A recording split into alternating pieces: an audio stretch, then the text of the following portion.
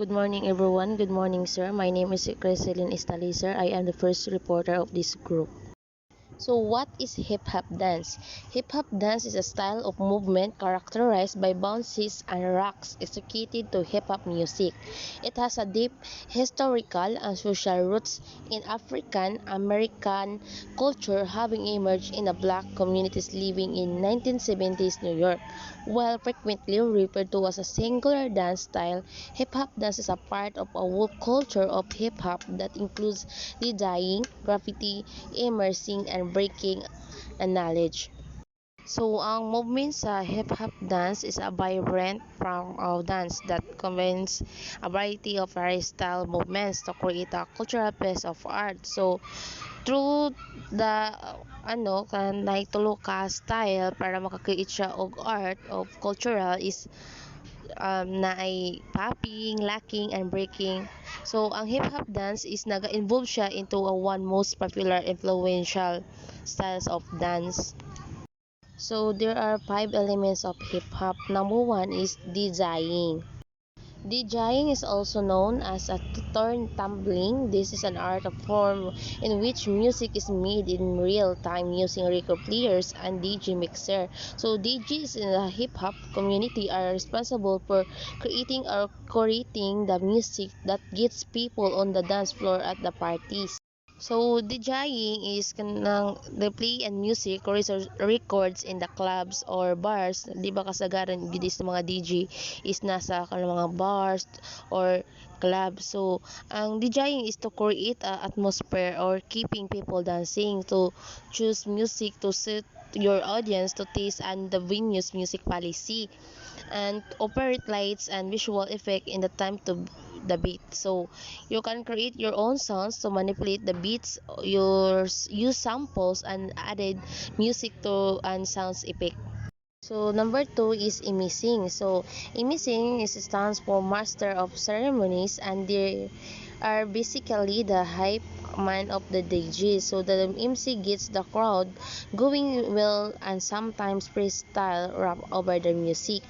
So, matangin kayo na no, ang MC is stands for Master of Ceremony. So, which is basically someone who coordinate performs live show, and oftentimes rappers fall under the umbrella. So, the term has been misconstrued over time when a rapper performs in a live show in the front of audience. So, they are rapping but they are also MCing. So, makabantay mo no, kasagaran is kanang bitang nay mag kanang mga singers or mga rappers is, di ba, night time na before sila mag-rap or magkanta is mura bitaw sila mag-introduce or asa kanang mura bitaw siya o kanang muakos as MC mo siya example.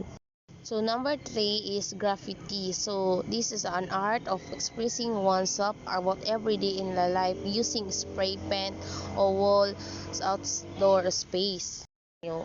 Di ba kasagaran sa nun na nagay mga tao no, labi na mga artist kanang bitaw nang kasagaran is naga-paint bitaw sila sa kani-kani yung mga nakita sa picture is mo na siyang example.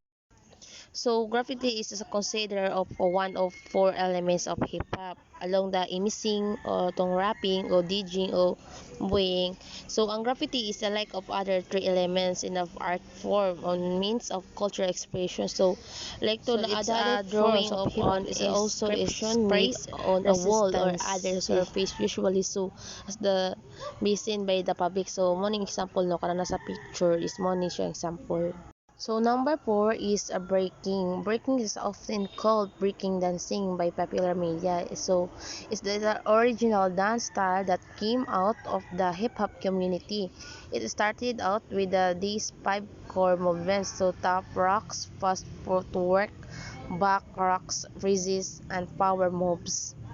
So it is a style of acrobatic dancing originating in the mid of 1970s. So nag-perform siya into rap music usually by the teenage males. So makasagaran gid is mga lalaki gyud nag-perform ani no.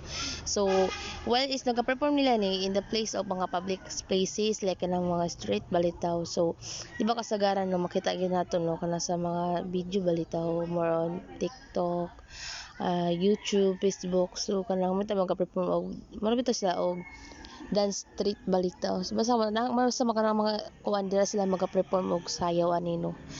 So breaking dance is frequently used in the refer to the dance in popular culture and the mainstream entertainment industry. So, b-boying and breaking were the original terms and are preferred by the majority of the pioneers and the most notable practitioners.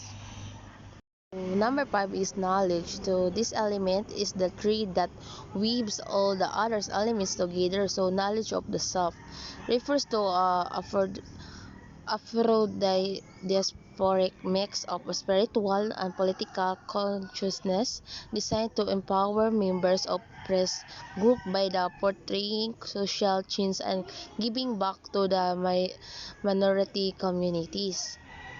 So, ang term na knowledge sa hip-hop is naga-refer siya to the straightforward knowledge of how to rap a DJ, so breakdance or make graffiti. So, but it's also naga-refer siya to another knowledge as a person to need to be a part of hip-hop community such as self-knowledge and knowledge of social and political issue.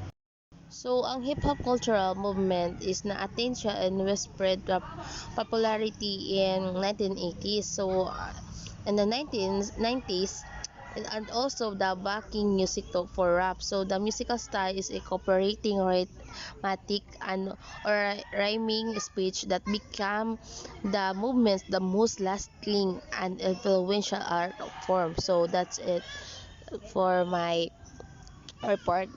Thank you.